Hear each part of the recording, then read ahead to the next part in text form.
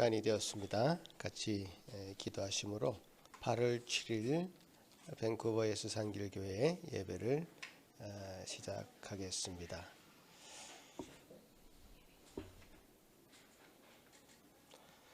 거룩하신 하나님 아버지, 주의 크신 은혜 감사를 드립니다. 주님께서 주시는 햇볕으로 저 푸르르고 푸른 식물들이 자라나듯이 우리들을 입히시고 먹이시는 그 주님을 확신하며 우리에게 공급해 주시는 그 하나님을 온전히 신뢰하며 주님 주시는 것으로 만족하며 감사하는 저희들 되게 하여 주시옵고, 이 한 드리는 예배가 그런 우리의 감사와 기쁨의 표현되게 하시고 또 말씀으로 위로받고 은혜받는 귀한 시간 되도록 도우시옵소서. 감사하옵고 예수님 이름으로 기도하옵나이다. 아멘. 다 같이 일어나서 찬송 드리겠습니다.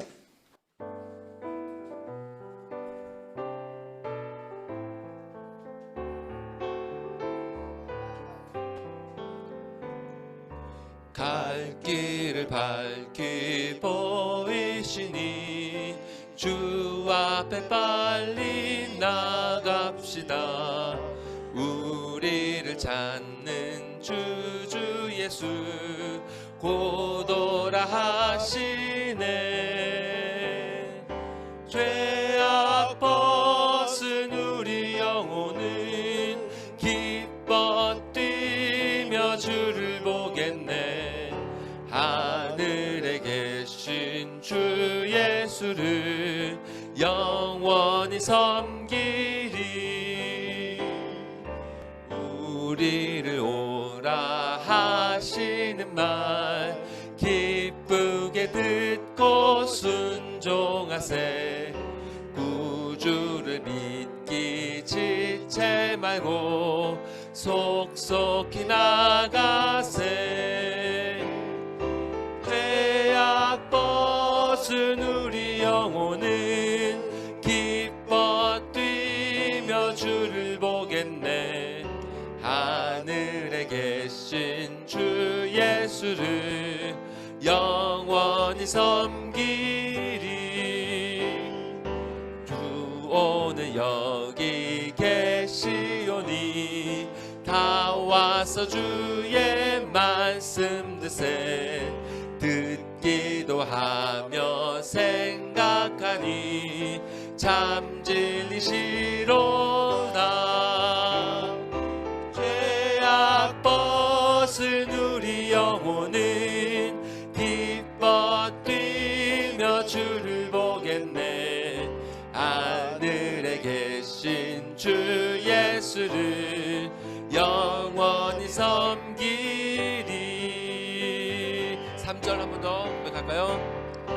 주 오니 계시오니 다 와서 주의 말씀 드세. 듣기도 하며 생각하니 참 진리시로다. 죄악 벗은 우리 영혼은 기뻐 뛰며 주를 보겠네. 하늘에 계신 주 예수를 영원히 섬기. 죄악 벗은 우리 영혼은 죄악 벗은 우리 영혼은 기뻐 뛰며 주를 보겠네. 하늘에 계신 주 예수를 영원히 섬기. 하늘에 계신 주 예수를 영원히 섬기리.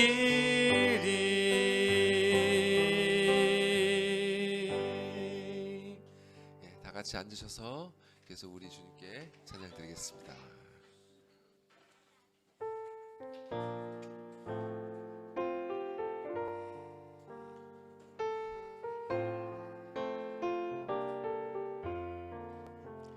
푸른 바다 나서니 뭐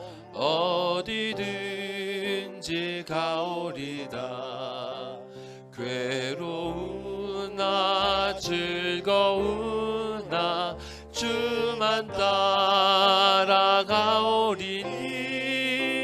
어느 누가 막으리까 죽음인들 막으리까 어느 누가 막으리까 죽음인들 막으리까 아골골장민들에도 복음 들고 가오리나 소돔 같은 거리에도 사랑 안고 찾아가서 종의 몸에 지닌 것도 아낌없이 드리리라 종의 몸에 지닌 것도 아낌없이 드리리라. 2절 한 번 더 고백합시다. 아골골짝 빈들에도 들고 가오리나 소돔 같은 거리에도 사랑 안고 찾아가서 종의 몸에 지닌 것도 아낌없이 드리리라. 종의 몸에 지닌 것도 아낌없이 드리리라. 존귀 영광 모든 권세 주님 홀로 받으소서. 멸시전대 십자가는 제가 지고 가오리라. 이름 없이 빛도 없이 감사하며 섬기리라. 이름 없이 빛도 없이 감사하며 섬기리라. 이름 없이 빛도 없이 감사하며 섬기리라. 이름 없이 빛도 없이 감사하며 섬기리라.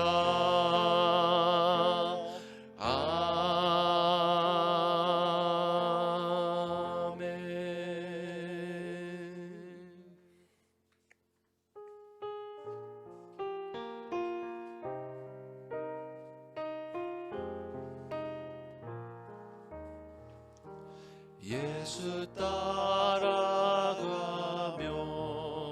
복음 순종하면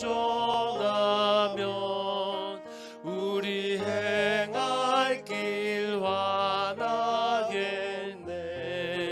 주를 의지하고 순종하는 자를 주가 늘 함께 하시리. 의지하고 순종하는 길은 예수 안에 즐겁고 복된 길이로다. 해를 당하거나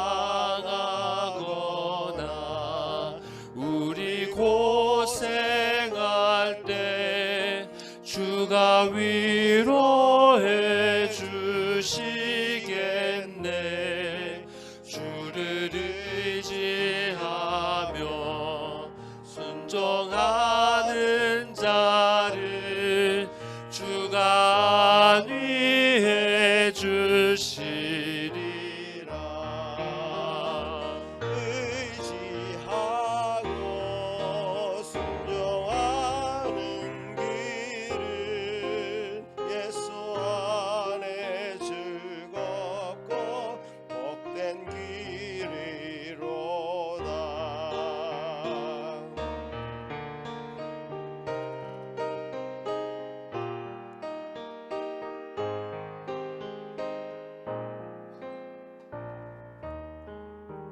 남의 짐을 지고 슬픔 위로하면 주가 상급을 주시겠네. 주를 의지하며 순종하는 자를 항상 복 내려 주시리라. 의지하고 순종하는 길은 예수 안에 즐겁고 복된 길이로다. 우리 받은 것을 주께 다 드리면 우리 기쁨이 넘치겠네. 주를 의지하며 순종하는 자를 은혜 풍성케 하시리. 주를 힘입어서 말씀 잘 배우고 주를 모시고 살아가세. 주를 의지하며 항상 순종하면 주가 사랑해 주시리라. 의지하고 순종하는 길은 예수 안에 즐겁고 복된 길이. 의지하고 순종하는 길은 의지하고 순종하는 길은 예수 안에 즐겁고 복된 길. 마지막으로 한번 더 고백합시다. 의지하고 순종하는 길은 의지하고 순종하는 길은 예수 안에 즐겁고 복된 길이로다.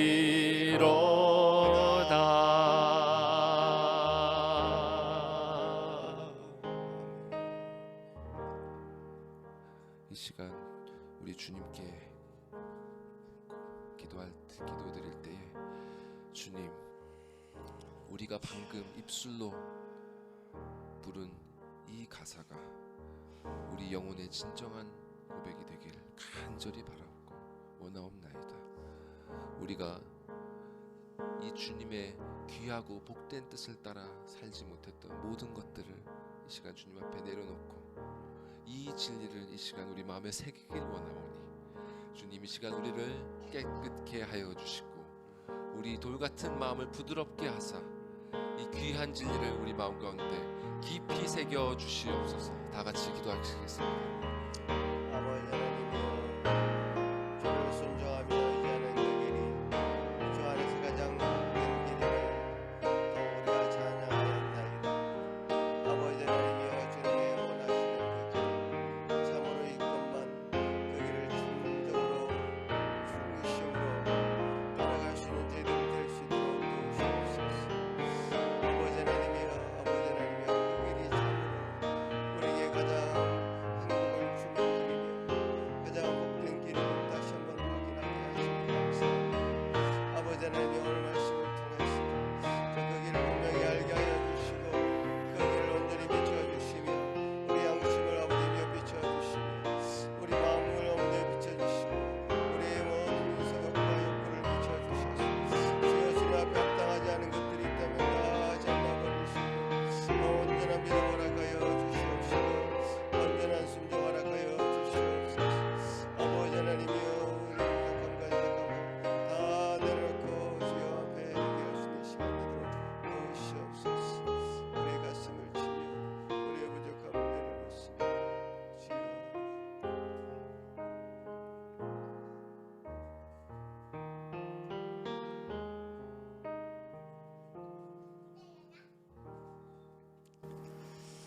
하늘에 계신 우리 아버지여, 이름이 거룩히 여김을 받으시오며 나라가 임하옵시며 뜻이 하늘에서 이루어진 것 같이 땅에서도 이루어지이다.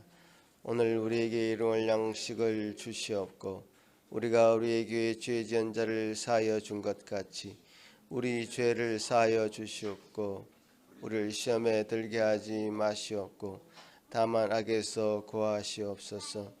나라와 권세와 영광이 아버지께 영원히 있사옵나이다. 아멘. 시편 29편 함께 교독하시겠습니다. 너희 권능 있는 자들아, 영광과 능력을 여호와께 돌리고 돌릴지어다.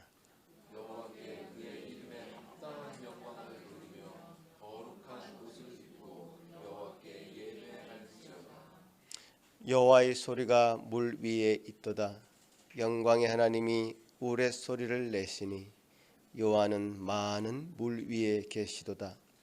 여호와의 소리가 힘 있으며 여호와의 소리가 위엄차도다.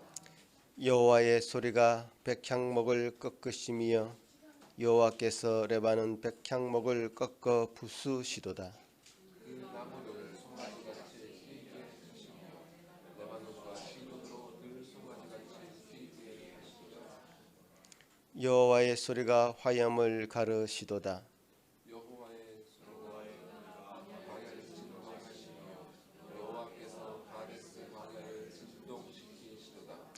여호와의 소리가 암사슴을 낙태하게 하시고 살림을 말갛게 벗기시니 그의 성전에서 그의 모든 것들이 말하기를 영광이라 하도다. 여호와께서 홍숫대에 좌정하셨으며 여호와께서 영원하도록 왕으로 좌정하시도다. 여호와께서 자기 백성에게 힘을 주시며 여호와께서 자기 백성에게 평강의 복을 주시리로다. 아멘. 이 시간에 우리 찬양 전사님 기도하실 때 다 같이 기도하시겠습니다. 전능하사 세상 만물의 생사화복을 주관하시는 아버지 하나님, 주께서 친히 정하신 복된 이날 다시 한번 당신의 자녀들을 하나로 모으사 은혜로운 예배가 드려지는 이곳으로 인도하여 주심에 감사드리옵나이다. 주의 은혜로운 섭리로 우리의 몸을 이 자리로 옮기신 것 같이 이 시간 당신의 자비로운 손길로 우리 모두의 마음 역시 당신 앞으로 옮겨 주시옵소서. 세상의 것들로 분주하고 수고하던 마음들, 죄의 유혹과 사망의 위협 가운데 무거운 짐을 지고 있던 마음들, 주의 계명 앞에 나태하고 방만했던 어리석은 마음들과 자신의 능력과 힘을 의지했던 교만한 마음들, 그 모든 마음들이 당신의 발치 앞에서 생명의 말씀을 들으며 위로와 평강을 얻을 수 있도록 은혜의 은혜를 베풀어 주시길 간절히 바라옵고 원하옵나이다. 또한 그 생명의 말씀을 먼저 받아 이 시간에 전하실 목사님께도 은혜와 능력을 충만히 부어주셔서 당신께서 주신 그 말씀에 하나의 더함도 빠짐도 없이 모든 진리가 온전히 전해지도록 하시고 그로부터 말미암는 성령님의 감화와 감동이 온 교회에 더욱 풍성히 넘쳐나게 하여 주시옵소서. 특히 당신의 엄중한 계명이 선포될 때에 온 성도가 그 안에 담긴 당신의 사랑을 발견하고 자신의 힘이나 뜻이 아니라 오직 그 계명에 순종함으로 당신을 사랑하고 이웃을 사랑할 수 있도록 그렇게 변화되게 하여 주시옵소서. 그렇게 말씀의 순종함으로 표현되고 드러나는 이 사랑이 우리의 교회와 가정을 충만히 채우고 이 어두운 세상에도 비추어지길 원하옵나이다. 칠흑 같은 어둠이라 할지라도 작은 빛 앞에 물러설 수밖에 없듯이 우리의 작고 미약한 순종 하나하나가 어두움을 밀어내는 비침을 깨닫게 하시고 그렇게 순종함으로 삶의 순간순간들을 채워나가 환한 빛을 세상에 밝히는 복된 성도들, 복된 교회가 되게 하여 주시옵소서. 당신의 말씀대로 이 모든 일들을 이루어 주실 것을 믿고 소망하오며 이 모든 말씀 우리의 길이요 진리요 생명 되신 구주 예수 그리스도의 이름으로 기도드리옵나이다. 아멘.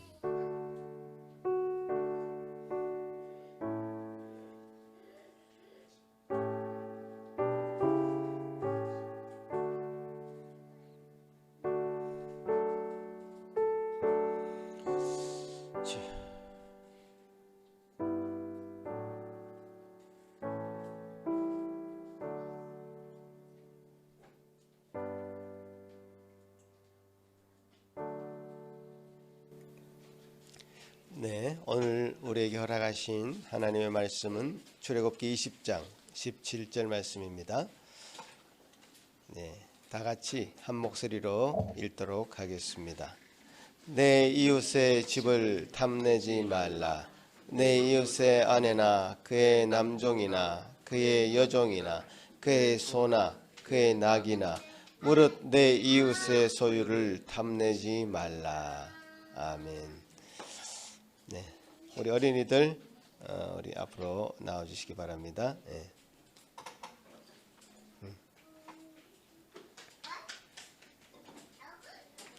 우리 조한이, 조한이 어서 오세요. 아주 이제 뭐 까불이가 됐습니다, 우리 조한이가. 자, 우리 어린이들 같이 한번 기도할까요? 기도합시다. 하나님 감사합니다.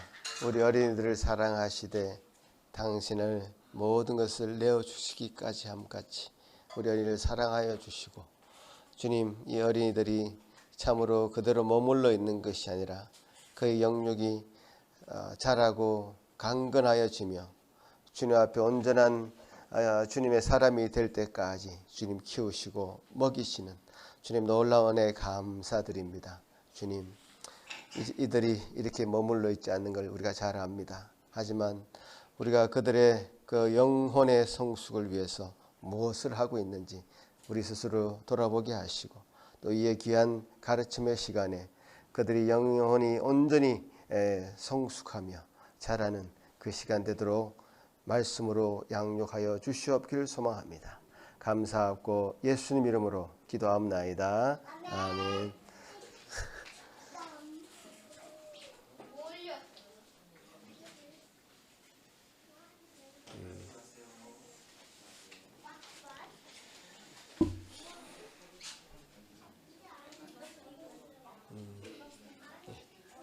미끄러지지 않게 조심해서 가세요.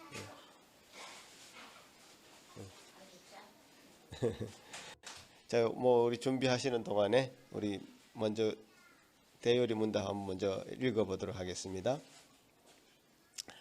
10계명, 우리가 10번째 계명에 왔는데요.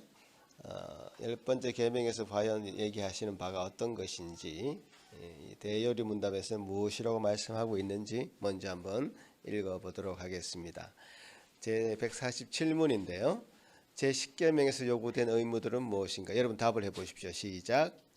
제10계명에서 요구된 의무들은 우리들 자신의 처지를 온전히 만족하고 우리의 이웃에 대하여 온 영혼이 인자한 태도를 가짐으로써 그에게 대한 우리의 모든 내면적 활동과 감정이 그의 행복을 돌보고 증진시켜야 한다는 것이다. 제10계명에서 금지된 죄들은 무엇인가? 답하십시오. 제10계명에서 금지된 죄들은 우리들 자신의 처지에 불만족함과 우리의 이웃 행복을 질투하고 마음 아파하는 동시에 이웃의 소유에 대해 부당한 활동과 감정을 가지는 것이다. 자, 탐하지 말라라고 하는 제 10번째 계명, 이 대요리 문답에서 강조하고 있는 부분을 보시면 공통된 단어가 있습니다. 그죠? 어떤 단어입니까? 감정이라는 거죠. 감정. 우리의 내면적 활동과 감정의 상태, 마음의 상태에 관한 계명이라는 것을 먼저 우리가 알 수 있습니다. 우리 마음의 상태가 어떠해야 되는가? 그래서 이웃의 것을 탐내지 말라 했을 때 우리가 탐하는 그 마음을 가지는 것, 그것이 죄가 된다라는 거잖아요. 제가 이 원초적인 질문 하나 던져놓고 이제 시작을 해보겠는데, 그러면 이 탐하는 마음을 가진다는 게 왜 죄가 됩니까? 이거 생각을 해보셨습니까? 아니면 질문을 한번 해보셨습니까? 이런 질문. 탐하는 마음을 가지는 것, 이게 왜 죄가 되는가? 아마 어릴 때부터 귀에 몫이 박히도록 어머니가, 아버지가, 선생님이, 혹은 또 목사님이 그건 죄다라고 얘기했기 때문에 아마 그게 죄인 것처럼 느껴져서 그게 죄다 이렇게 생각하는 경향들이 있으실 것 같습니다. 탐을 하는 것, 탐하는 것이 왜 죄가 되는가? 이 질문을 한번 던져놓고 한번 생각해 봅시다. 여러분, 힘이 센 원숭이가 힘이 약한 원숭이의 것을 빼앗는 걸 보신 적이 있을 겁니다. 그들 세계는 당연히 서열이 있어서 힘이 부족하면 힘이 센 것들에게 다 빼앗기고 맙니다. 동물의 세계에서는 이것이 당연한 질서입니다. 동물의 세계는 사자가 사슴을 잡아먹었다고 해서 그것이 죄라고 얘기하지 않습니다. 자연의 원리라고 얘기합니다. 힘이 센 호랑이가 토끼를 보면서 가여워서 잡아먹지 않고 그냥 놓아주면 그 호랑이는 정상이 아닙니다. 그죠? 비정상적, 병에 걸려 있는 호랑이죠. 아기 호랑이에게 남의 것을 빼앗아 먹어서는 안 된다라고 그 어미 호랑이가 가르치겠습니까? 절대로 그렇게 안 가르치죠. 어떻게 약한 놈들을 잡아먹을지 그 방법들을 가르쳐주죠. 그 약육강식이라 하잖아요. 이것이 이 동물의 세계에서는 법이고 질서인 것이죠. 그렇게 하지 않으면 이 동물의 세계의 생태계가 망가집니다. 사실 자연스러운 것이고 그런 것이죠. 그렇게 하지 않으면 생태계가 엉망이 되는 거죠. 최고 포식자가 있고 그 중간에 단계가 뭔가 끊어지면 생태계가 망가지게 되어 있습니다. 예전에 기억나시는지 모르겠는데 황소개구리가 막 한국에 엄청 퍼졌다고 했을 때 그 어떻게 해결했습니까? 그 위에 포식자들을 대거 풀어가지고 잡아먹게 하는 방법으로 그것을 해결한 것 아닙니까?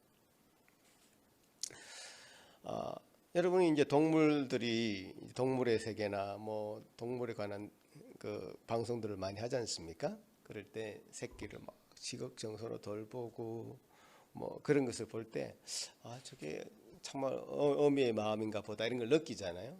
근데 그런 것조차도 우리 인간과 똑같은 마음으로 그 새끼를 돌본다 이렇게 착각을 하는 분이 계시는 것 같아요. 전혀 그렇지 않습니다.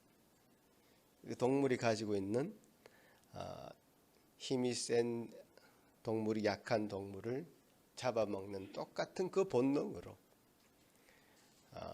똑같은 원리로 자연의 섭리로 그 어미는 그 새끼를 돌볼 수 있는 그런 호르몬을 새끼가 출산하는 그 순간에 가지게 되는 거죠. 동물들이 양심이 있어서 불쌍한 마음을 가지거나 그러는 것이 아니라 동물들은 그저 본능으로 행동할 뿐이라는 겁니다. 그 사람들이 말하듯이 인간이 아메바에서 진화되어서 어떤 단계를 거쳐서 동물이 되고 원숭이가 되고 그 다음 단계로 인간이 되었다. 이 동물이 가지고 있는 법과 질서, 그것이 어떻게 그 수십억 년, 그 진화의 과정을 38억 년이라 이렇게 잡고 있는데, 그들이 말하기를 그 진화의 과정에서 인류가 출현한 시간을 200만 년, 길게 잡아서 200만 년이라고 합시다. 그 순간에 어떻게 이 동물의 세계에 가지고 있는 법과 질서가 180도로 바뀌어가지고 인간이 등장하는 그 시기에 동물의 그 자연스러운 약육강식의 질서가 인간이 등장하는 그 시기에는 그것이 아닌 것으로 180도 변할 수 있느냐 말이에요. 인간이 가지고 있는 양심과 도덕성이 어떻게 해서 원숭이에서 사람으로 진화될 그 순간에 갑자기 등장하느냐 말이에요.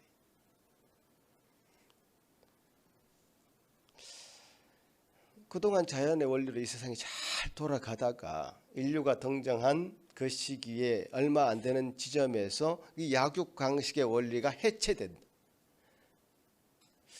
그건 상식적으로 말이 되지 않는다고 생각이 들고요. 그렇다면 인간과 동물을 구분짓는 어떤 특별한 것이 처음부터 있었다라고 말을 해야 될 수밖에 없습니다. 그러니까 인간은 동물들과는 전혀 다른 법과 질서, 원리의 통제를 처음부터 받았다라고 말해야 상식적인 말이 될 겁니다. 동물들은 전혀 다른 동물을 죽이고서 죄책감을 못 느낍니다. 동물들은 다른 동물의 어떤 것을 빼앗는 것, 힘이 센 원숭이가 힘이 약한 원숭이 것을 빼앗는 것은 자연스럽고 당연한 것입니다. 심지어 그들에게는 부부라는 개념도 없죠. 마음껏들을 마구 차지해도 죄책감을 느끼지 않습니다.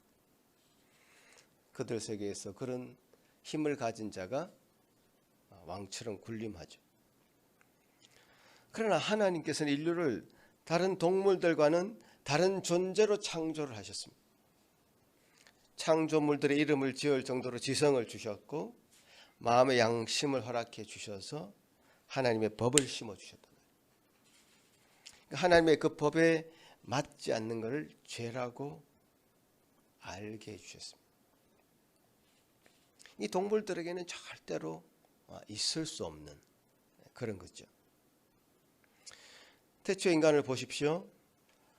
하나님 그들에게 선악을 알게 하는 나무를 만들어 놓고 동물의 본능에 호소해서 그걸 지키도록 한 것이 아니고 하나님의 형상을 닮은 인간에게 그 명령을 하신 것이죠.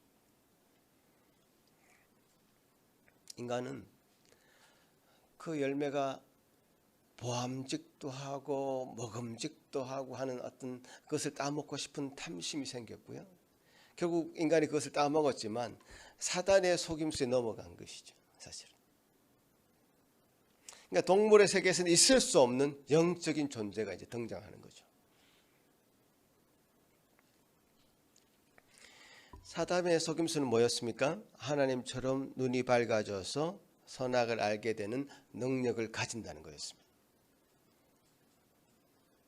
인류 최초의 범죄는 다른 것이 아니라 탐욕에 관한 그 범죄입니다. 인간의 어떤 탐심, 자기 것이 아닌 것을 갖게 되는, 가지려고 하는 그 탐심에 관한 범죄였죠. 하나님은 그 탐심을 죄라고 정했습니다. 이 선악과를 따먹지 말라라고 정해놓으신 것, 그것을 정해놓은 그것을 어기고 취하고 싶은 마음을 가지게 된 것, 그것이 바로 탐심입니다. 그것을 따먹은 인간은 그것이 죄라는 것을 분명히 알았습니다. 그래서 하나님을 피해 다녔고 숨었습니다. 죄라는 것을 안 것이죠.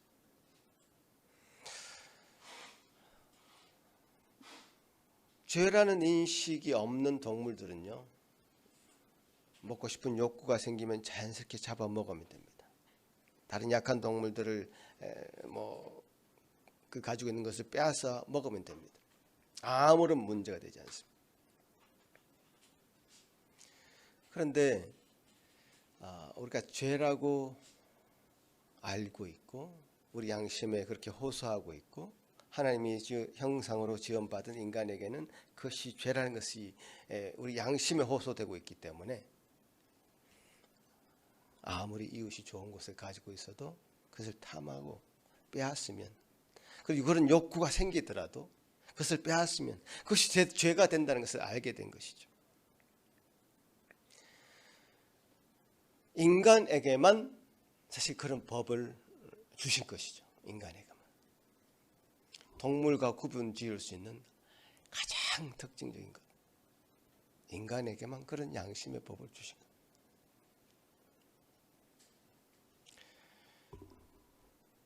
인간의 양심에 화인 맞았을 때는 그 법이라는 것도 없겠죠. 그 양심이라는 것도 없겠죠. 그래서 동물처럼 행동하는 사람이 있긴 있습니다. 그래서 로마서 7장 7절에는요. 로마서 7장 7절에는 그런즉 우리가 무슨 말하리요? 율법이 죄냐? 그럴 수 없느니라. 율법으로 말미암지 않고는 내가 죄를 알지 못하였으니 곧 율법이 탐내지 말라 아니하였다면 내가 탐심을 알지 못하였으리라. 분명히 하나님께서 정해준 그 법의 탐심은 죄라고 말씀하셨고, 그것으로 인해서 우리가 탐심을 가지는 것은 죄가 된다는 것을 알게 된 것이죠. 그래서 이 탐심, 탐욕, 이게 제일 마지막에 지금 10번째 계명으로 등장했는데요. 이 탐심에 관한 계명은 이 1계명부터 지금 지난주까지 얘기했던 9계명까지 어떤 그 계명의 출발점이고 또 결론이 되는 계명이죠. 왜 그런지 아십니까? 모든 죄의 출발이 탐하는 마음에서 시작되기 때문에. 모든 죄를 종결하려면 이 탐하는 마음을 제거합니다. 1계명을 보십시오. 하나님 외에 다른 신을 두고 싶은 그 인간의 탐심, 이 1계명을 어기게 만들었죠. 그죠? 보이지 않는 하나님을 보이는 형상으로 만들고 싶은 인간의 그 욕망, 이 2계명을 어기게 만들었죠. 하나님의 이름을 이용해서 자기의 이익을 추구하고 싶은 마음, 그래서 하나님의 이름을 망령되이 사용한 그 욕심이 제3계명을 어기게 만들었죠. 4계명은 어떻습니까? 하나님의 날로 정해놓은 그 날을 자기가 취해서 자기 마음대로 사용하고 싶은 인간의 욕망이 제4계명을 어기게 만든 것이죠. 5계명은 어떻습니까? 자기 스스로 자기의 능력으로 이 땅에서 살 수 있다고 생각하는 그 마음, 그 부모를 공경하는 마음을 없애버리는, 그래서 제5계명을 어기게 만드는 그런 것이 된죠. 자기보다 나은 자들의 그 자리를 탐하는 마음, 그래서 그 사람들을 미워하는 그 마음이 6계명을 어겨서 살인하게 만든 것이죠. 제7계명은 어떻습니까? 생명의 질서 아래 있지 않고 자기의 성의 욕구를 채우는 것으로 7계명을 어기게 만들었죠. 그 자기의 것으로 만족하지 않고 남의 것을 탐할 뿐만 아니라 실제로 행동으로 그것을 옮기는 행위를 바로 도둑질이라 하잖아요. 그게 바로 8계명을 어기게 만들었죠.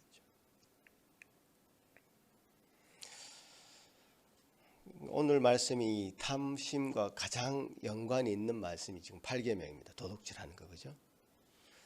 탐심은 제가 서두에 인간의 어떤 감정에 관한, 마음에 관한 계명이라고 말씀드렸는데, 우리 그 마음의 상태가, 우리 생각이 우리 행동을 좌지우지합니다. 그렇잖아요. 우리 마음속에 들어있는 것이 우리 행동으로 드러나게 되어 있습니다. 탐하는 마음이 생겼는데 그것이 자기도 의식하지 못한 사이에 슬쩍 다른 사람 것을 취할 수 있는 그런 행동으로 옮겨지게 되는 것이죠. 9계명은 거짓 증거하지 말라는 것인데 왜 거짓 증거를 합니까? 왜 거짓 증거를 해서 그 재판을 자기에게 유리하게 합니까? 차지하고 싶은, 이득을 취하고 싶은 그 마음, 탐심을 채우기 위한 행동이죠. 그 모든 계명을 어기는 그 시작점에는 이 탐심이 작동하고 있었습니다. 동물들에게는요, 굳이 제어할 필요 없는 그 욕구, 우리 인간은 제어하라고 하고, 그래서 하나님이 그 법을 지금 주시는 것입니다.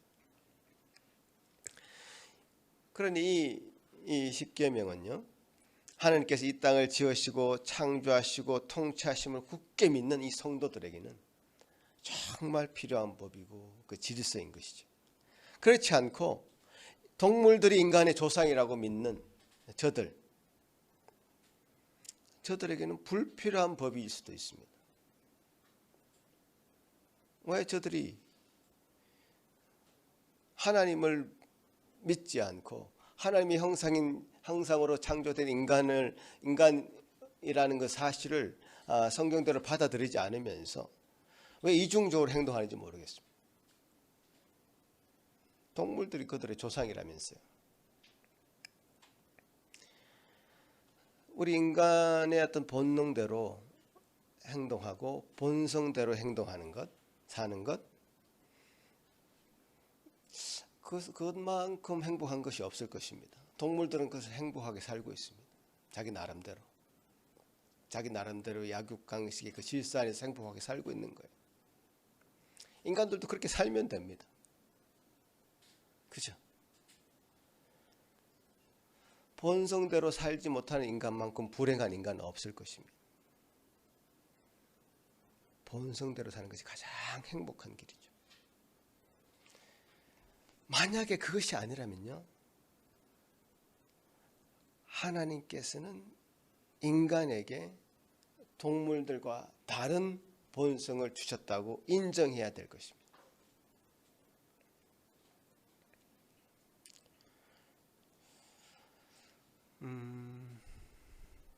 아까 우리 찬송하면서 주님을 순종하고 따르는 길이 가장 복된 길이다, 가장 복된 길이라고 말씀하셨을 때 그 기준은 하나님의 형상을 닮은 인간에게 주어진 하나님의 주신 그것을 닮아가며 하나님을 닮아가며 사는 그 삶을 기준으로 했을 때 그 이야기가 성립이 되는 것이지, 하나님이 아닌 하나님을 다 제껴놓고 그들의 어떤 삶의 어떤 근본은 아메바로 시작되는 동물에서 시작되었다고 믿는 그들에게는 이 법이 어떤 잘못된 법 같아요.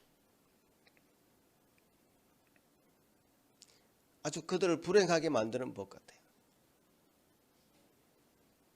그들의 본성대로 살지도 못하고 뭔가 갇혀가지고 지내는 그런 법처럼 어떤 얽매이는 그런 것으로 그들에게 작용할 수밖에 없는 그런 법인 것이죠. 우리에게 주신 이 법은 우리를 얽매이는 법이 아니라 우리를 가장 자유롭게 만드는 법이다.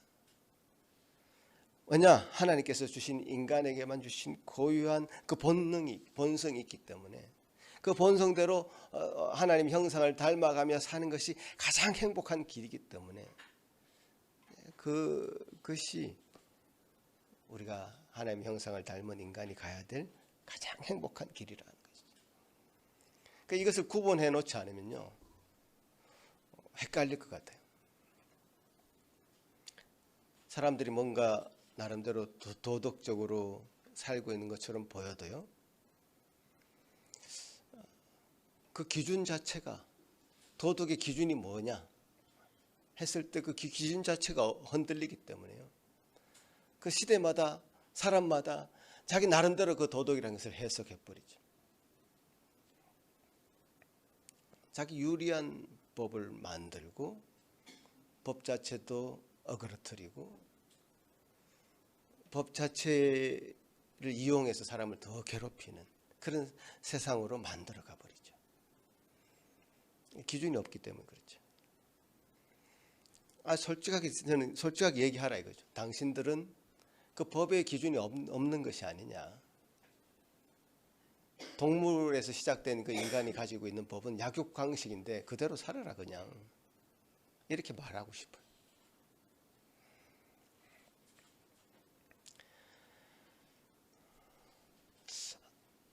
하나님께서 우리에게 주신 질서대로 살 때 우리는 가장 행복한 사람이 됩니다. 또 하나님께서 우리에게 주신 그 질서 안에서 우리가 인간이 가질 수 있는 모든 종류의 욕구들을 하나님께서 해결해 주십니다. 인간이 가질 수 있는 욕구라는 것이 어떤 것들이 있습니까? 우리가 학자들의 말을 인용하지 않아도 우린 잘 알죠. 우리 인간에게는 아주 기본적인 욕구들이 있습니다. 생리적인 욕구가 있습니다. 그죠? 먹지 않으면 먹고 싶고 자지 않으면 자고 싶고 하는 어떤 가장 기본적인 욕구들입니다. 이 갓난 아이들을 보시면 그런 욕구들만 채워주면 됩니다. 먹여주고 재워주면 끝이죠. 이런 기본적인 욕구는 채워지지 않으면 채워질 때까지 그 강도가 더 강해지죠. 하루 이틀 굶어 보십시오. 또 하루 이틀 잠을 안 자 보십시오. 그것은 굉장히 강력하게 그 욕구를 채우기 위한 그 마음이 강렬해집니다. 한계를 넘는 순간 그 욕구를 채우고자 하는 그 동기가 강렬해집니다. 그렇죠? 이 기본적인 욕구라는 것은 갓난아이뿐만 아니라 어른이 되어서도 그것이 채워주지 않으면 그 반대급부로 더 강력한 동기부여가 일어나죠. 심지어 예수님이 사단으로부터 유혹받을 때도 이 가장 기본적인 욕구, 배고픔의 욕구, 그래서 뭘 먹고자 하는 그 욕구, 그것에 대한 시험을 했죠. 하나님의 아들 예수 그리스도는 사람이 떡으로만 사는 것이 아니라 하나님의 입에서 나오는 말씀으로 산다고 말씀하십니다. 어떻게 말씀으로만 살지? 그저 말씀만 외우다가 이제 굶어 죽으란 말씀인가? 아니죠. 하나님 아들 예수 그리스도의 그 다른 복음서의 말씀 가운데는 공중의 새를 보라, 심지도 않고 거두지도 않고 창고에 모아 들이지도 않되 너희 천부께서 기르신다. 너희는 이 하늘에 나는 새들보다 귀하지 않나. 다 입히시고 다 먹이십니다. 하나님 안에서 다 해결이 됩니다. 걱정하지 마십시오. 이 기본적인 단계 욕구가 너무 지나쳐서 하나님의 먹이심과 하나님의 입히심을 부정하고 걱정과 염려를 막 쌓아가면서 살아가는 사람도 있을 수 있습니다. 기본적인 욕구 하나님 채워주십니다. 근데 이게 탐욕으로 탐심으로 작용하지 않도록 하나님께서 공급하시는 것을 확신하셔야 됩니다. 자, 첫 번째 생리적인 욕구가 채워지고 나면요, 사람들은 절대로 그것으로 만족하지 않죠. 그 다음 단계의 어떤 욕구가 생깁니다. 안전에 대한 욕구입니다. 우리 갓난아이들을 생각해 보면 갓난아이의 어떤 성장 과정을 생각하면 이것이 여러분 머릿속에 잘 들어올 겁니다. 갓난아이 때는 먹여주고 재워주면 끝이었죠. 근데 약간 의식이 생기기 시작하면서 안전에 대한 외부의 위협으로부터 자신을 지키고자 하는 보호하고 싶어하는 욕구가 생깁니다. 불안한 요소를 제거하려고 하죠. 그래서 아이들이 엄마 곁을 떨어지는 것에 대해서 굉장히 불안함을 가지는 그 시점이 옵니다. 갓난아이 때는 그런 거 없잖아요. 먹고 자고 하면 끝이니까. 불안한 것을 느끼기 시작되는, 그래서 저 엄마가 저 아빠가 나를 100% 지켜줄 것이라고 하는 그 확신을 제공받고 싶어 합니다.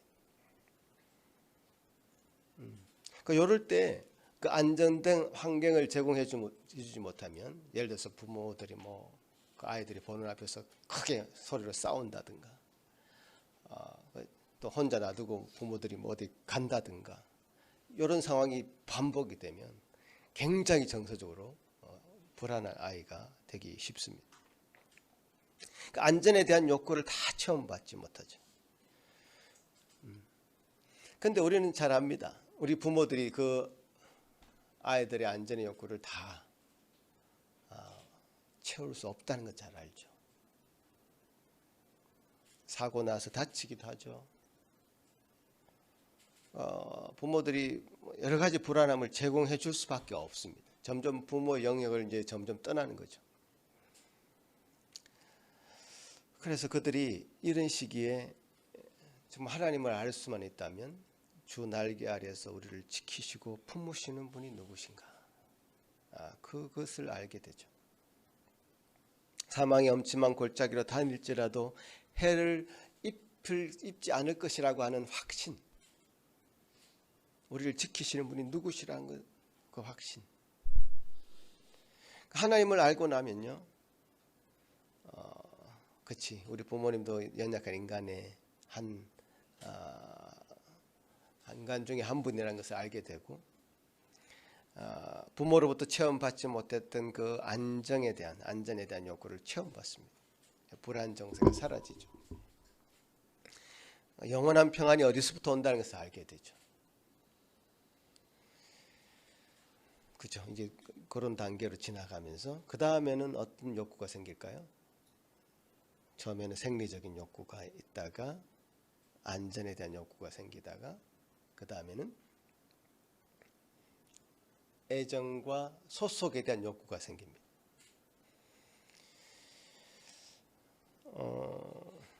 이것도 아이들이 자라면서 어떤 단계를 거치는지 한번 보시면 흥미롭습니다. 먹고 자고만 하다가 부모님과 이제 떨어지는 거 막 싫어하다가 이제는 이제 조금 떨어질 때가 되면 형제 자매 간에 누가 더 사랑을 받느냐, 그죠? 그리고 이 아이들이 또래 집단을 가지게 되면서 누가 저 집단에서 잘 소속되어서 공동체를 이루는가, 아니면 왕따를 당하는가, 이런 것을 경험합니다. 굉장히 강력한 경험이죠. 강력한 욕구죠, 사실.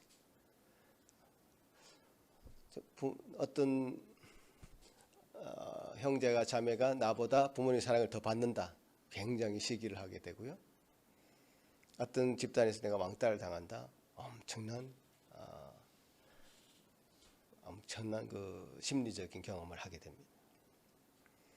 죽을 만큼 고통스러운 경험이죠, 사실. 먹을 것을 먹지 못하고 쫄쫄 굶는, 그래서 그것을 채우고자 하는 욕구와 자지 못해서 정말 자고 싶은 그 욕구와 마찬가지로 소속에서 이탈당하는 그 경험은 굉장히 큰 경험이죠. 그래서 또래 집단이 중요하고 가정에서 화목이 중요하고, 그래서 그것을 가정 안에서 잘 채워줘야 됩니다. 그런데 우리가 다 이것을 채워줄 수 있습니까, 여러분? 다 못 채워줍니다. 부모의 곁을 점점 떠나면서 아이들은 정말 자기 자신이 어디에 소속되어서 정말 사랑받는다는 것을 알게 될까 찾아다닙니다. 이런 순간에 하나님의 존재를 인정하고 아는 아이들에게는 이런 말씀이 확 귀에 꽂힙니다. 마음에 꽂히죠. 내가 너를 지명하여 불렀나니 너는 내 것이다. 소속감을 가지게 해주죠. 내가 너를 지명해서 불렀어, 너를 내 것이라 삼았다라고 말씀하신 이 말씀, 하나님께서 우리를 불러서 하나님의 자녀됨을 선언해 주시고 그 안에서 소속감을 가지게 해주시는 겁니다. 예레미야 31장에 내가 무궁한 사랑으로 너를 사랑한다. 스바냐 3장 17절에 내가 너로 인하여 기쁨을 이기지 못하겠다. 이런 하나님의 큰 사랑의 표현의 말씀입니다. 하나님 안에서만 가질 수 있는 소속감. 이런 영역들은요, 하나님만이 채워줄 수 있는 영역인 것 같아요. 우리 부모가 다 채워줄 수 없어요. 물론 최선을 다하셔야 되죠. 가족 안에서 편애하지 않도록 부모들이 애써야 되고, 그래도 또래 집단에서 그들이 잘 적응할 수 있도록 노력해야 되겠지만, 하나님께서 그를 불러서 내 것이라 삼으신 하나님의 자녀임을 알 때, 그때야 가장 그가 하나님 안에서 그 욕구를 충족받을 수 있는 그런 길인 것을 아셔야 됩니다. 자, 이제 어떤 사랑과 소속의 욕구가 충족이 되면 그것을 끝나겠습니까? 끝나지 않습니다. 인간의 마음은 참으로 깊고도 넓습니다. 그 다음 단계에서는 존중받고 인정받고 싶은 욕구가 생깁니다. 내가 속한 집단에서 소속감만 가질 것이 아니라 그 안에서 뭔가 자기 자리도 넓혀지고 인정받고 자기가 존중받는 그런 느낌을 가지고 싶어 하죠. 영향력을 좀 발휘하고자 하는 마음이 생기죠. 누구나 그렇습니다. 제가 지금 말씀드리고 있는 것이 어떤 욕망이다, 탐욕이다 이런 차원에서 말씀드리는 것이 아니라 당연한 것들이죠. 이 당연한 것들을 체험받지 못했을 때 그것이 탐욕으로 가게 되죠. 여러분 이제 나이가 이제 조금 더 들면 이제 뭐 아이들도 그렇고 우리 어린이도 마찬가지인데요. 자기가 속한 집단에서 꼬나든 보리자리처럼 뒷방 노인의 신세같이 되는 것 원하는 사람은 없습니다. 그래도 영향을 미치고 인정받고 하는 그런 것에 대해서 그런 욕구가 당연히 생깁니다. 근데 그것을 채워 나가야 되죠. 근데 이 채워 나가는 과정에서 문제가 생기죠. 그가 인격을 갖추어서 자연스럽게 소속감을 가져서 어떤 정서적으로 안정된 사람이 어떤 것을 일을 할 때 그 사람의 일은 성실하고 신실해서 그 소속 집단에서 인정하지 않을 수 없죠. 자연스러운 과정을 거쳐야 된단 말이죠. 근데 존중을 강요하거나 인정받기를 강요하면 문제가 생기죠. 이 탐욕의 상태로 넘어가는 거죠. 그럼 뭐 더 심하게 그 인정받고 싶은 욕구가 더 강해질 것이고, 더 존중받고 싶은 욕구는 더 강해질 것이며, 그러면 이제 엄청난 갭으로 점점 비뚤어지게 되겠죠.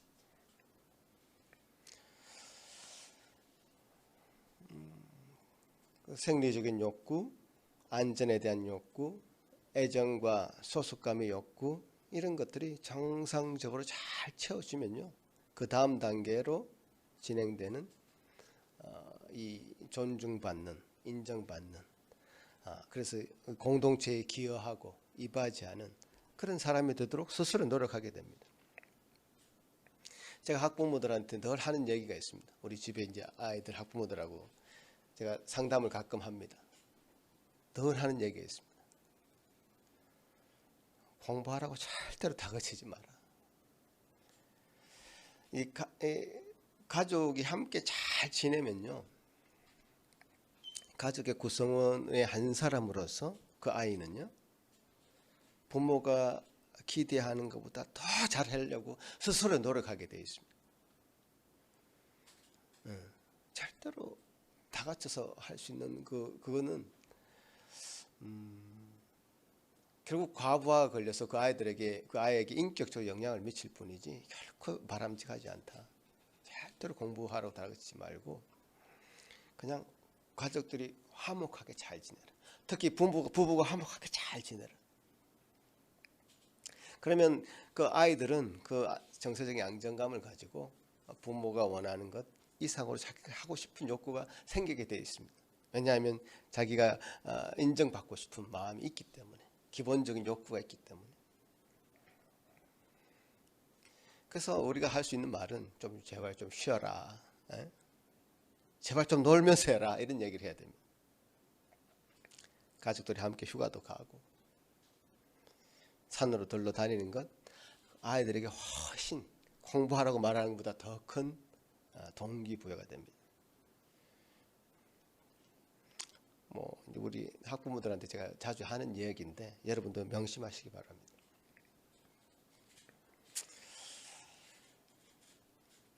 근데 이런 단계들에서 조심해야 될 것이 상당히 많습니다. 사실 뒤로 가면 갈수록 이제 가족이나 속한 공동체에 인정받는 것, 그것에 머무는 경우가 많습니다. 한계가 있죠. 저도 이번에 아들하고 유럽을 여행했지 않습니까? 수많은 얘기를 했습니다. 둘이 갔으니 뭐 얼마나 밤마다 할 얘기가 많겠습니까? 하루 한낮을 잡아서 앉아서 얘기한 적도 있습니다. 그 중에 가장 많이 얘기한 것 중에 하나가 바로 이 부분이었습니다. 아들이 고민하는 부분인데, 지금 아들이 없어서 내가 좀 자연스럽게 얘기하는데, 자기는 그동안 일하는 동기가 어떤 인정받는 것에 대해서, 칭찬받는 것에 대해서 동기부여가 굉장히 컸다 얘기하더라고요. 지금 객지 생활 3년 차지 않습니까? 혼자 고군분투했을 것입니다. 근데 잘한다 그러고 칭찬해 주니까 그것이 좋아서 밤새면서 일을 했다는 거예요. 근데 그것이 지금 무너지는 거예요. 보니까 3년 차 되면서 누가 계속 잘한다고, 누가 계속 인정해 주고 그런 것이 회사가 아니잖아요. 여러분 회사 생활 해보신 분들 알겠지만 회사는 경쟁 사회입니다. 누구는 올라가야 되고 누구는 내리 앉아 있어야 되고, 가면 갈수록 좁아지는 것이, 피라미드처럼 좁아지는 것이 회사입니다.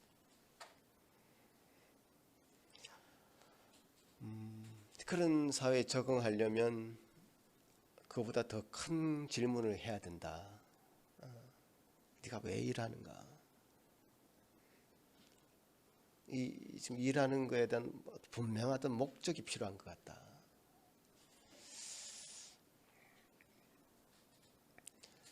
그러니까 이 사람으로부터 채울 수 없는 영역인 것 같아요. 사실 그거는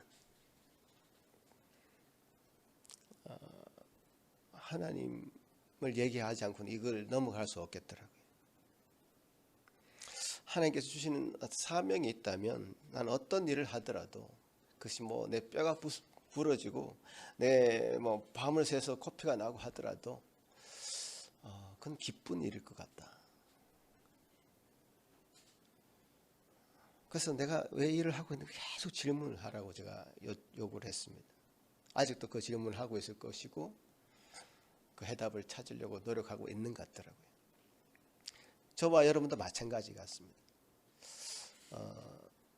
우리가 가질 수 있는 어떤 욕구들, 인정받고 싶은 욕구들 분명히 있습니다. 영향을 미치고 싶은 욕구도 있고요. 그런데 그런 욕구들을 하나님 안에서 채워지지 않으면 결국 비틀어집니다.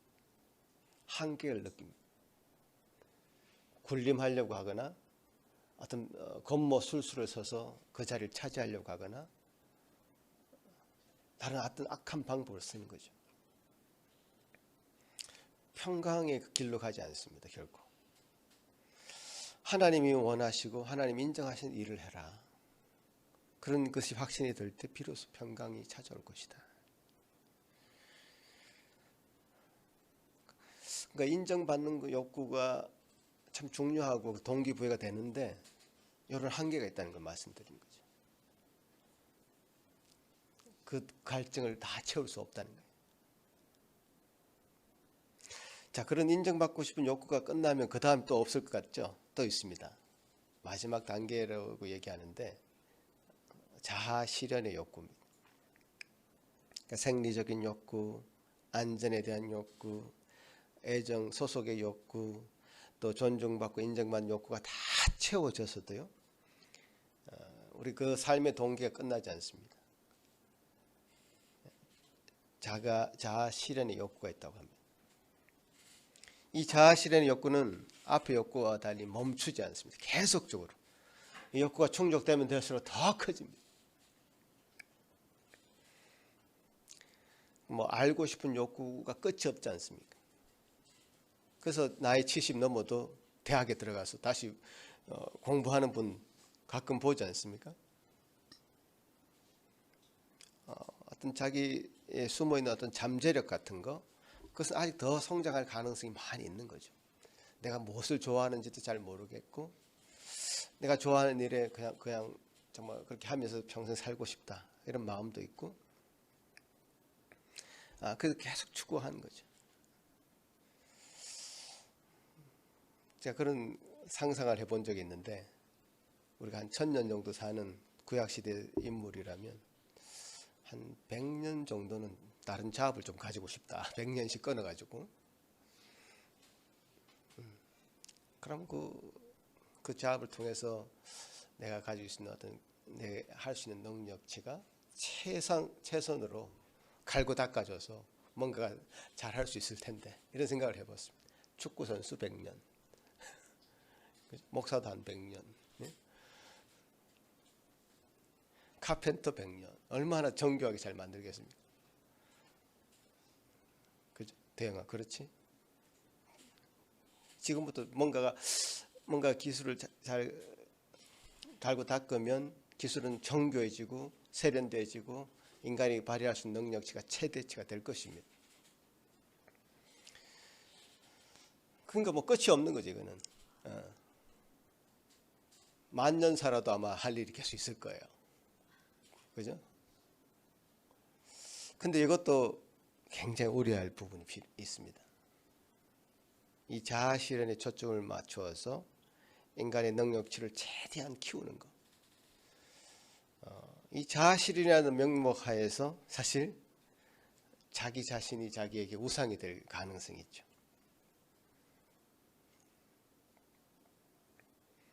그 욕구가 참 지나친 거죠, 사실.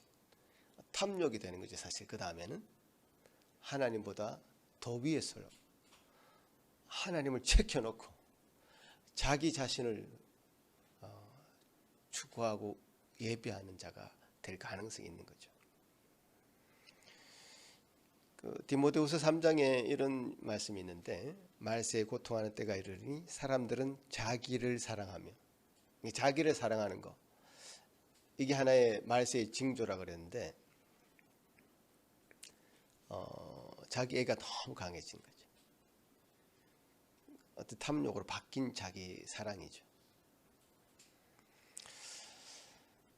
그래서 이런 부분도 컨트롤 돼야 되죠, 사실. 하나님 앞에 지나치지 않도록 자기 자신을 개발시키되 그것이 하나님 앞에 컨트롤 되도록 해야 되는 부분이 있는 거죠. 사도 바울은 그 자신의 인생길을 고백하면서 이런 말씀을 합니다. 이미 얻은 것을 자랑 삼아 살지 않고 내 욕심을 쫓아서 살아가지 않고 오직 그리스도께 잡힌 바 되어서 그분이 부르신 것을 위해서 살아가노라. 말씀 한번 띄워보겠습니다. 빌립보서 3장 말씀 같이 한번 읽어볼까요? 시작. 내가 이미 얻었다 함도 아니요 온전히 이루었다 함도 아니라 오직 내가 그리스도께 예수께 잡힌 바 된 그것을 잡으려고 쫓아가노라. 형제들아, 나는 아직 내가 잡은 줄로 여기지 아니하고 오직 한 일, 즉 뒤에 있는 것을 잊어버리고 앞에 있는 것을 잡으려고 표대를 향하여 그리스도 예수 안에서 하나님이 위에서 부르신 부름의 상을 위하여 쫓아가노라.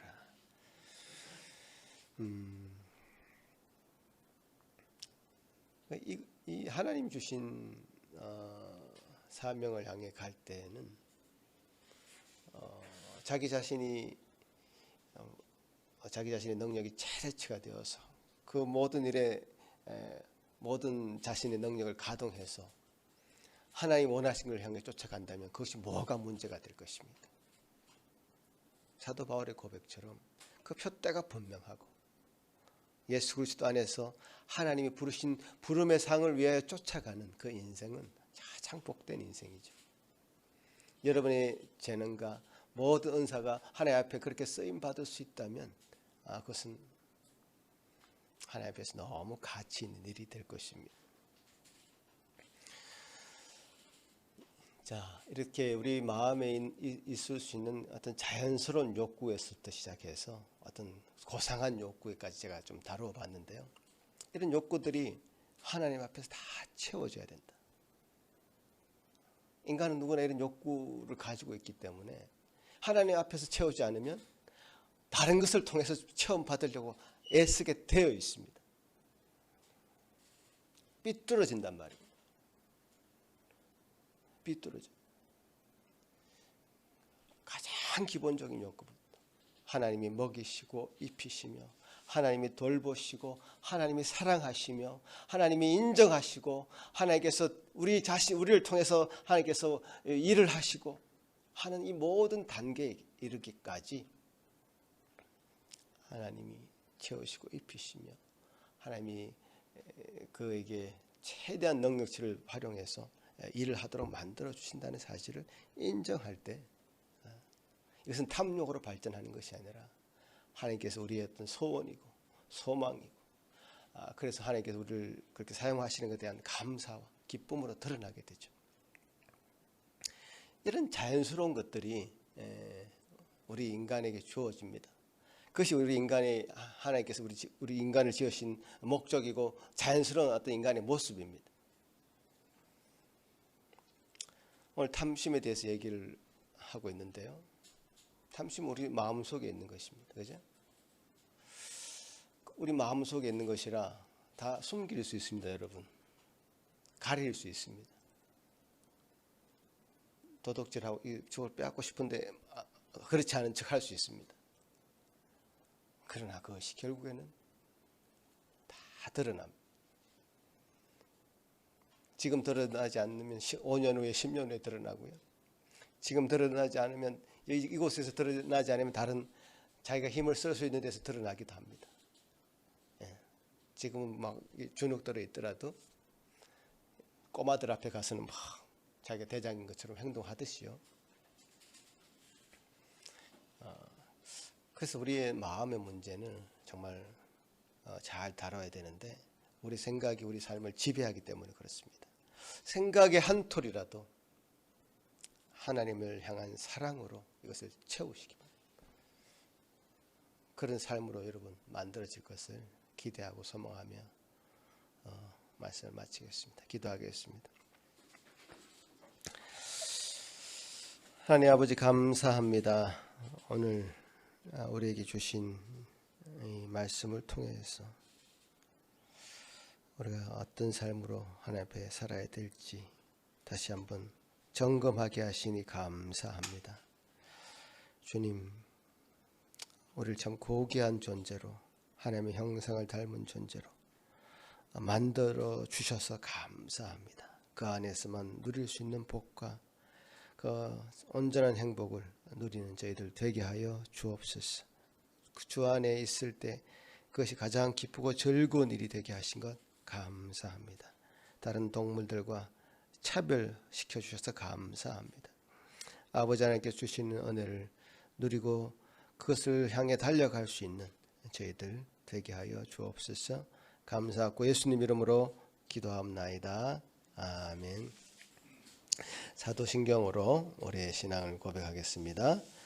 전능하사 천지를 만드신 하나님 아버지를 내가 믿사오며 그 외아들 우리 주 예수 그리스도를 믿사오니 이는 성령으로 잉태하사 동정녀 마리아에게 나시고 본디오 빌라도에게 고난을 받으사 십자가에 못 박혀 죽으시고 장사한 지 사흘 만에 죽은 자 가운데서 다시 살아나시며 하늘에 오르사 전능하신 하나님 우편에 앉아 계시다가 저리로서 산자와 죽은 자를 심판하러 오시리라. 성령을 믿사오며 거룩한 공예와 성도와 서로 교통하는 것과 죄를 사하여 주시는 것과 몸이 다시 사는 것과 영원히 사는 것을 믿사옵나이다. 아멘.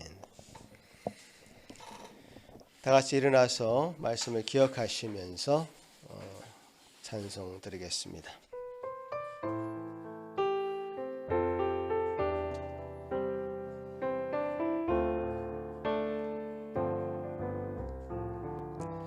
예수를 나의 구주 삼고 성령과 피로써 거듭나니 이 세상에서 내 영혼이 하늘의 영광 누리도다.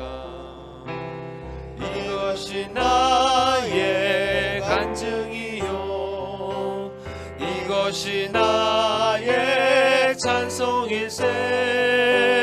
나 사는 동안 끊임없이 구주를 찬송하리로다.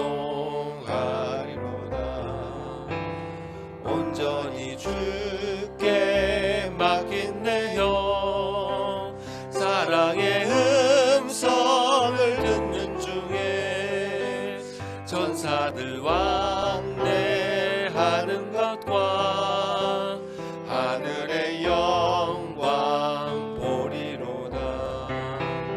이것이 나의 간증이요 이것이 나의 찬송일세.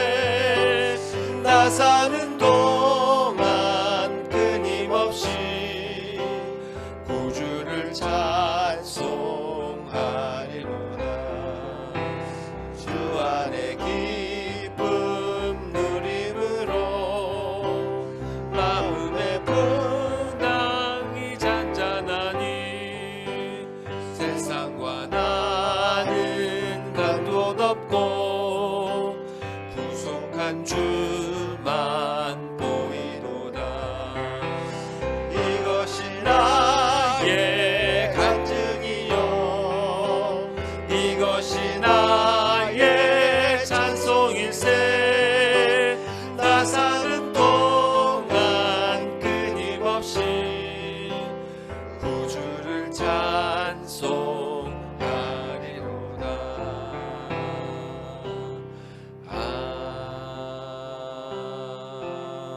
아멘.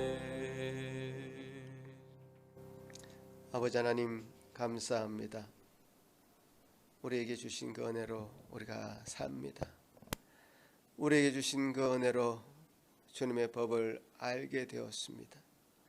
우리에게 주신 그 놀라운 사랑으로 우리가 주님의 사랑 안에 거합니다. 주여 도우셔서 이 놀라운 은혜에 머무는 주의 모든 백성들 되게 하여 주옵소서.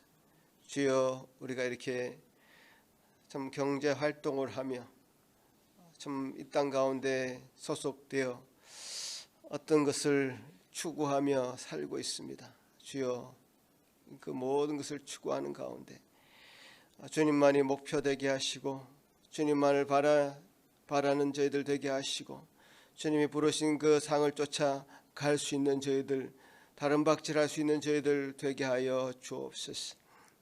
돈을 쫓아가는 것이 아니라 우리의 놀라우신 은혜를 베푸신 하나님의 사랑과 은혜를 쫓아갈 수 있는 저희들 되게 하여 주시고 그 사랑과 은혜가 증거되고 나누어 주시는 그런 저희들의 삶 될 수 있도록 도와주시옵소서. 주여 감사합니다. 마음으로 드린 이 예물 위에 함께 하시고 주님 받아 주시옵기를 소망하오며 감사하며 예수님 이름으로 기도합나이다. 아멘. 예.